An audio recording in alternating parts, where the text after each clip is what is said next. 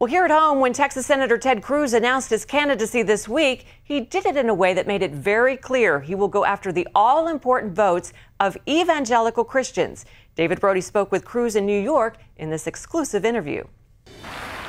Ted Cruz is known as a straight shooter, and in front of a Liberty University audience, he made it clear that he aims to be the evangelicals' first choice for president. And I believe God isn't done with America yet.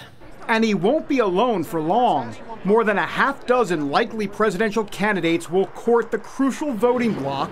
So the question facing Cruz is, why him? What can potentially set you apart from some other folks that might start to siphon off some of the evangelical vote here? Every one of us should ask any candidate who shows up in front of us, you say you believe these principles. Show me. When have you stood up and fought for them? When have you bled for them? And what have you accomplished? You shall know them by their fruits. Cruz's strategy will include pointing out victories that he argued and won in court, defending the Second Amendment, standing against partial birth abortion, and taxpayer-funded abortion. One thing he told me he will not do is sling mud against others. There may be other candidates who get down and nasty, who get personal, who go into the gutter and launch attacks. I ain't going to be one of them. Instead, Cruz insiders tell me the goal is engaging Christians to become more involved in the political process. This country remains a country, I believe, grounded in values, grounded in faith. But far too many Christians have ceded the public arena to people who aren't believers. As a pastor, his father pushes others to speak boldly from the pulpit on issues of the day. That's rubbed off on Cruz and will be one of his main themes. We are to be watchmen on the wall.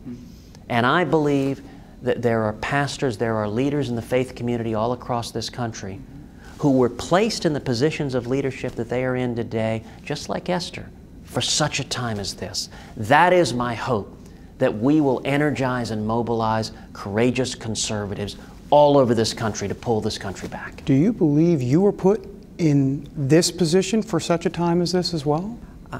I hope and pray that I was, and I can tell you I feel privileged at an incredible level to have the opportunity to be in the arena.